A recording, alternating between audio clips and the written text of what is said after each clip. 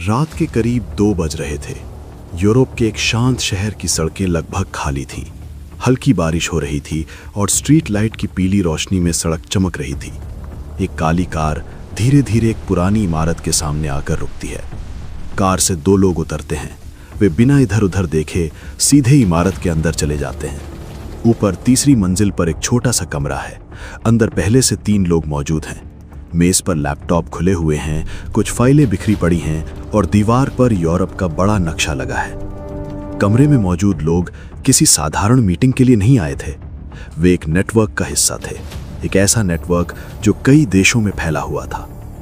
लेकिन उस कमरे में मौजूद किसी भी व्यक्ति को यह अंदाजा नहीं था कि उसी समय उसी इमारत से कुछ 100 मीटर दूर एक और टीम उन्हें देख रही थी। दूर खड़ी एक वैन के अंदर बैठे लोग उनके हर कदम पर नजर रख रहे थे। लैपटॉप स्क्रीन पर लाइव फीड चल रही थी। इमारत के बाहर, सीढ़ियों में और कमरे के आसपास हर गतिविधि रिकॉर्ड हो रही थी। कुछ मिनटों तक सब शांत रहा। फिर वैन में बैठे एक अधिकारी ने धीरे से कहा, सब लोग अंदर हैं। उसके बाद रेडियो पर एक छोटा सा संदेश गया और उसी पल एक लंबे समय से चल रहा खुफिया खेल अपने अंतिम चरण में पहुंच गया। कुछ ही देर बाद उस कमरे में जो हुआ उसने पूरे यूरोप में फैले एक जासूसी नेटवर्क को हमेशा के लिए खत्म कर दिया। लेकिन दुनिया को इस बारे में कभी खुलकर कुछ बताया नहीं गया। कोई आधिकारिक घोषणा नहीं हुई, कोई प्रेस कॉन्फ्रेंस नहीं हुई और ज्यादातर लोगों को आज तक पता नहीं चला कि उस रात वास्तव में क्या हुआ था। ये कहानी है उस गुप्त अभियान की जिसमें भारत की खुफिया एजेंसी रॉ ने यूरोप में काम कर रहे आईएसआई के एक बड़े जासूसी नेटवर्क को चुपचाप खत्म कर दिया। लेकिन इस कहानी को समझने के लिए हमें थोड़ा पीछे जाना होगा, उस दौर में जब यूरोप धीरे धीरे जासूसी की दुनिया का एक नया केंद्र बनता जा रहा था।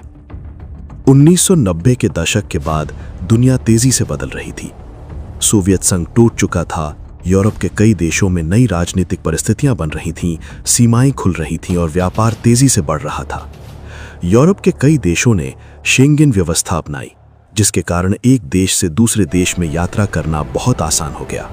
ये बदलाव आम लोगों के लिए तो सुविधाजनक था, लेकिन खुफिया एजेंसियों के लिए ये एक नया अवसर भी था। खुले बॉर्डर, बड़ी प्रवासी आबादी और वैश्विक व्यापार ने यूरोप को जासूसी गतिविधियों के लिए बेहद उपयुक्त बना दिया। इसी समय पाकिस्तान की खुफिया एजेंसी आईएसआई ने भी यूरोप में अपनी गतिविधियों को बढ़ाना शुरू किया। उनका उद्देश्य केवल एक था, भारत से जुड़ी गतिविधियों पर नजर रखना और जहां संभव हो वहां भारत के खिलाफ प्रभाव पैदा करना। यूरोप के कई शहरों में उस समय अलग अलग राजनीतिक और सामाजिक समूह सक्रिय थे। इनमें से कुछ ऐसे संगठन भी थे जो भारत के खिलाफ अभियान चलाते थे। आईएसआई ने धीरे धीरे इन संगठनों के साथ संपर्क बनाना शुरू किया। शुरुआत में यह संपर्क बहुत साधारण लगता था, कभी आर्थिक मदद, कभी कार्यक्रमों में सहयोग, कभी प्रचार सामग्री। लेकिन धीरे धीरे ये सब एक बड़े नेटवर्क का हिस्सा बनने लगा। पैसा अलग अलग रास्तों से भेजा जाता, कभी किसी चैरिटी संगठन के नाम पर, कभी किसी फर्जी कंपनी के जरिए और कभी निजी दान के रूप में। इस नेटवर्क का सबसे खतरनाक पहलू ये था कि इसमें शामिल कई लोग खुद को जासूस भी नहीं मानते थे। वे सिर्फ ये सोचते थे कि वे किसी राजनीतिक उद्देश्य के लिए काम कर रहे हैं, लेकिन वास्तव में वे खुफिया नेटवर्क का हिस्सा बन चुके थे। इसी दौरान यूरोप के एक छोटे से देश में एक छोटा सा मामला सामने आया। एक बैंक ने कुछ संदिग्ध लेन देन की सूचना दी। पहली नजर में यह मामला सिर्फ मनी लॉन्ड्रिंग का लग रहा था, लेकिन जब जांच शुरू हुई तो अधिकारियों को कुछ अजीब बातें दिखाई देने लगीं। पैसा कई देशों से होकर गुजर रहा था। लेन देन में शामिल कंपनियों के पते अक्सर बदल जाते थे और कई बार पैसा उन लोगों तक पहुंच रहा था जो राजनीतिक गतिविधियों से जुड़े हुए थे। जांच आगे बढ़ी तो मामला और जटिल हो गया। ये सिर्फ एक बैंक या एक देश तक सीमित नहीं था। वित्तीय लेन देन यूरोप के कई शहरों से जुड़ा हुआ था। स्थानीय एजेंसियों को शक होने लगा कि ये किसी बड़े नेटवर्क का हिस्सा हो सकता है। इसी समय कुछ जानकारी भारतीय एजेंसियों तक भी पहुंची। रॉ के अधिकारियों ने जब इन लेन देन का विश्लेषण किया तो उन्हें तुरंत समझ आ गया कि मामला साधारण नहीं है। कई नाम पहले से उनकी निगरानी सूची में थे।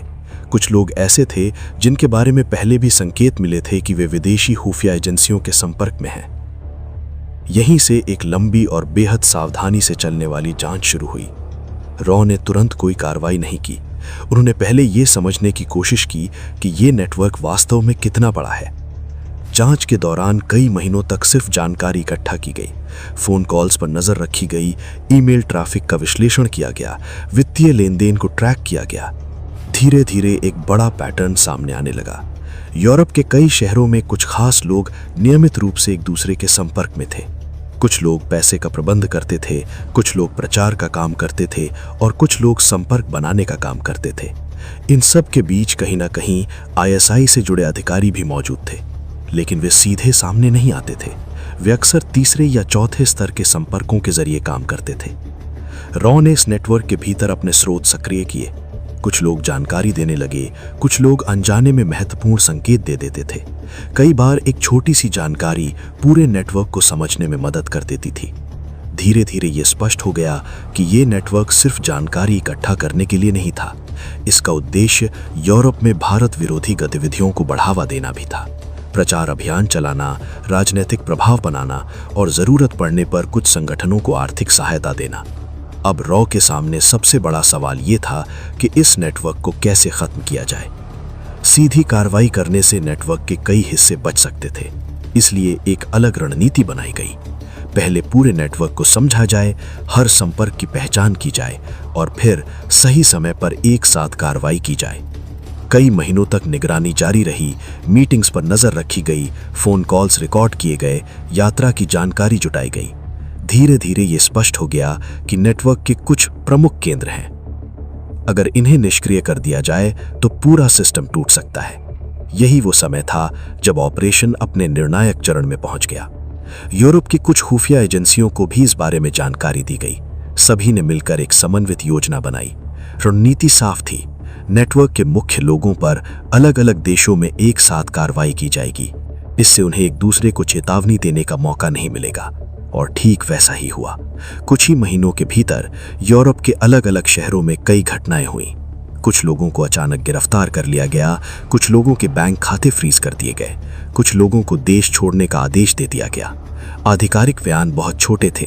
अक्सर सिर्फ इतना कहा गया कि राष्ट्रीय सुरक्षा के कारण कार्रवाई की गई है।